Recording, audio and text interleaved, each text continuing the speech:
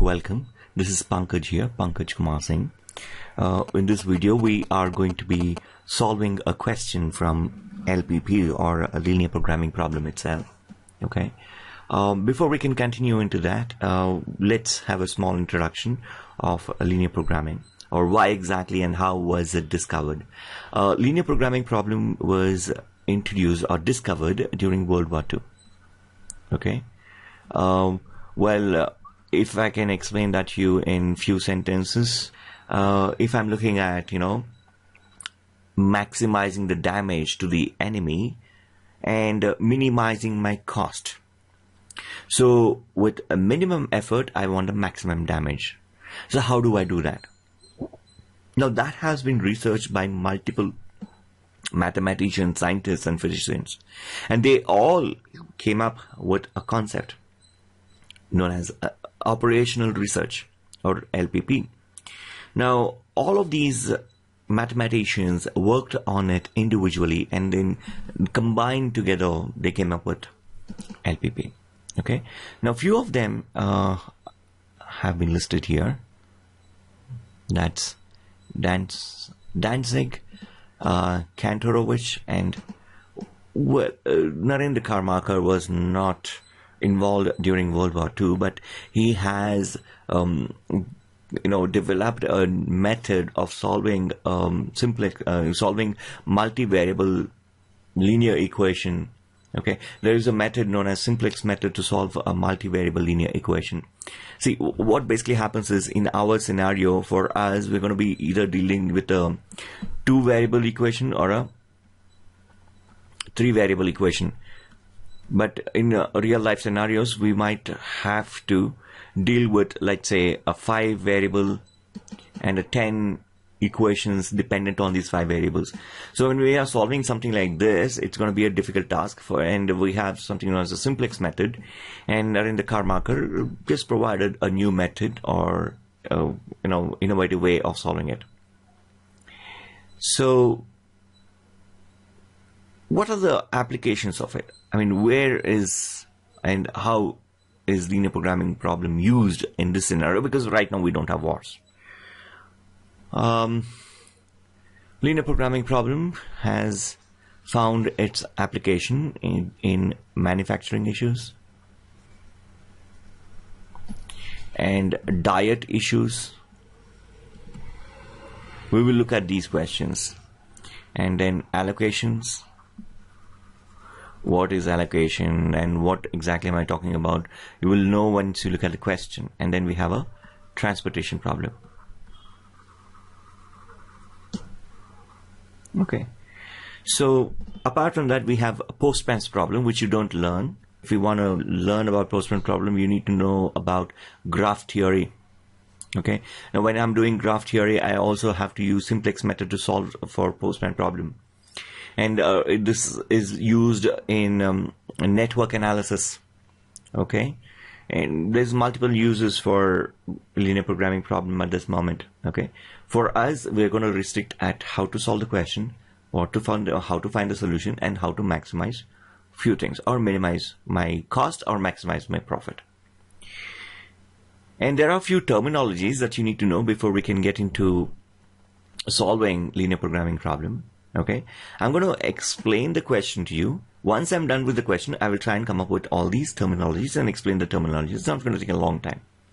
Okay, let's directly look at a question.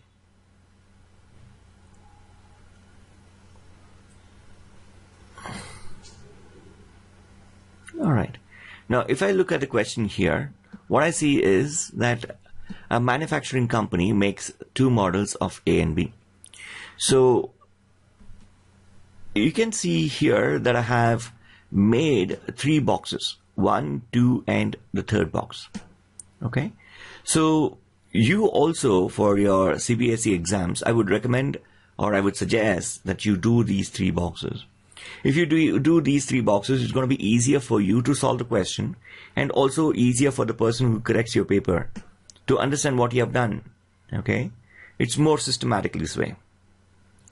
So always, try to enter the product that you're manufacturing in the columns, right?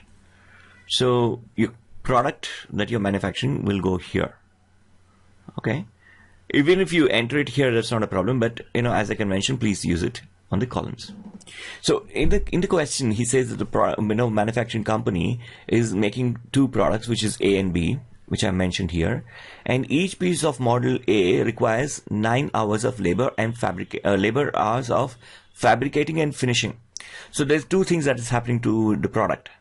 I'm fabricating it, and then I'm finishing it. So if I'm taking product A, I'm using for one product, I'm taking 9 hours of fabrication and 1 hour of finishing. And similarly for product B, 12 hours of fabrication and 3 hours of finishing. And for fabrication and or fabricating and finishing, the maximum labor hours available, that's my availability given to me, that's 180 and 30. Along with that, he has also given me the profit on each product, right? The company makes a profit of 8,000 rupees on each piece of model A and 12,000 rupees on each piece of model B. Now, if you can do this table, okay, 50% of your job is done, okay? Gathering information from the passage that's given to you is very, very important, okay? If I'm manufacturing one product, then this is the situation. What if I'm manufacturing X products? If I'm manufacturing X products, I will require 9X hours for fabrication and 12Y hours for fabrication again.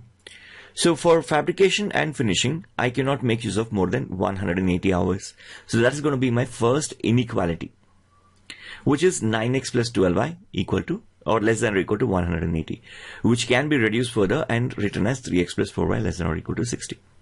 Similarly, for finishing, I will have 1x plus 3y, and that has to be less than or equal to 30. Correct? 1x plus 3y has to be less than or equal to 30. And what am I going to be doing? I'm going to be maximizing my profit. That's the aim, right? So for x products, again, I'll have 8,000x and 12,000y of profit. So my objective function, or the objective itself for this particular question, is going to be to maximize the profit.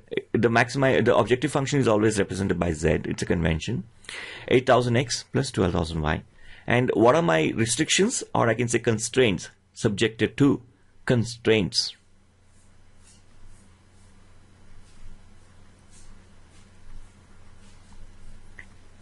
Subjected to constraints. 3x plus 4y less than or equal to 60 and x plus 3y less than or equal to 30, where x is greater than or equal to 0, y is greater than or equal to 0. Once you're done with the second box, please go ahead and mention LPP at the right hand top corner. That's again a convention. So next part is to go ahead and plot the equations, which is 3x plus 4y equal to 0 and x plus 3y equal to 30 on the graph sheet. So when x is equal to 0, y is going to be equal to 60 by 4, and 60 by 4 is 15. And for the same equation, when y is equal to 0, x is going to be equal to 20. And for this equation, when x is equal to 0, y is going to be equal to 10. And when y is equal to 0, x is going to be equal to 30. Now, I'm going to be plotting this on the graph sheet that I have. Let me just open up the graph sheet. 15. So 15 is somewhere there. And 20, right? I'm going to lessen the size of this pen. Okay. That's 15 and that's 20. Okay, I'm going to extend this a bit. Perfect. Alright. Okay. Now that's my equation, which is x equal to 20. Yeah, correct. Which is 3x plus 4y equal to 60. Okay, let me write that here. This is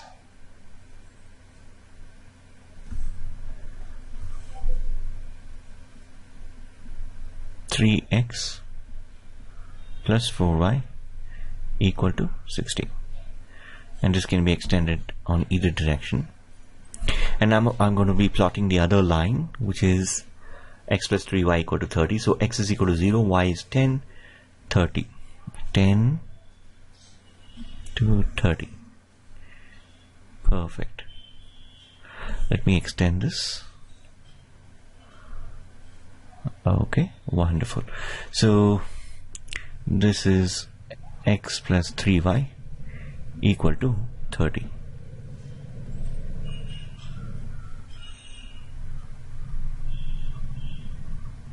Perfect. Now, this being an inequation, let me just check this for a second. So that's x plus 3y equal to 30, 30. I'm just trying to make sure that all my points are correct. Okay, perfect. And this being an inequation, the solution is either one of the halves. What am I talking about? See, when you draw a straight line like that, a straight line will divide the plane into two equal halves. This is one of the open halves and this is the other open half, extending till infinity. Now, the solution for this inequation is either on this half or in this half. How do we identify which half it is? Very easy. Just take a point from this particular half and substitute in the equation and see if it is satisfying that. If it satisfies that, then this half is the solution set. Otherwise, the other half is the solution set. So I can pick any point from this half, substitute in this equation, and confirm if that is a solution set. As a convention, we always use the origin. So I'm going to take the origin and substitute in this equation. So 0 plus 0 is less than 30, which is true. And hence, the region towards this half is the solution, towards the origin. That.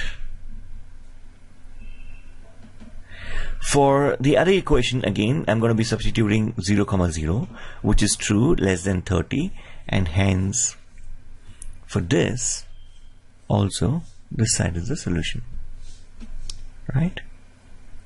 Both of them have the half towards the origin as a solution. And I have two other equations to plot, which is x is greater than or equal to 0 and y is greater than or equal to 0. X is greater than or equal to 0. X is equal to 0 is the equation of the y-axis. So x has to be greater than 0. This is 0 and negative, and x is supposed to be greater than 0, so it's this side. Again, for the y-axis, the solution set is this side. Now, what is the common region for all of these inequations, all of these solution sets? The common region is that. Now, I'm going to be shading that region. Let me use a thicker pen. Okay, perfect. So that is my solution set until this line. Okay. Now, what does this basically mean? This basically means that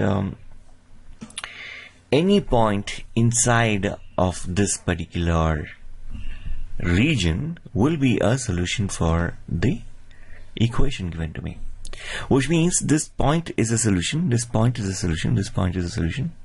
All the points which are integer in nature is a solution. Simply because I cannot manufacture 1.5 of a product, I cannot pick this as a solution or this as a solution. It has to be 1, 1, 1, 1. Which basically means that if I'm manufacturing one product of A and one product of B, I am going to satisfy this set of equations here. But that's not what we are looking at. We are looking at maximizing the profit. So where is the maximum value appearing? The maximum value for this particular solution will always appear at the corner points. Okay, so these corner points are going to give me the maximum value or the minimum value. It's always at the corner points. Why is it so? For that, you will have to, get into engineering and understand why exactly is it that, that the corner points is always going to have the maximum solution. Okay, so I'm now going to take all these corner points and find out what is the behavior of my objective function at these corner points. So my first corner point is going to be 0, 0.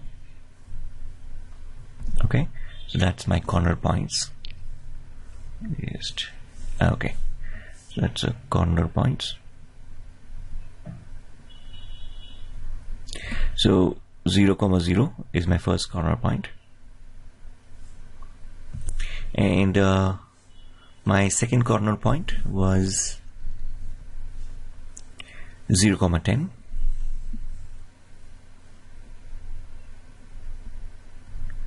The third corner point is 20, 0.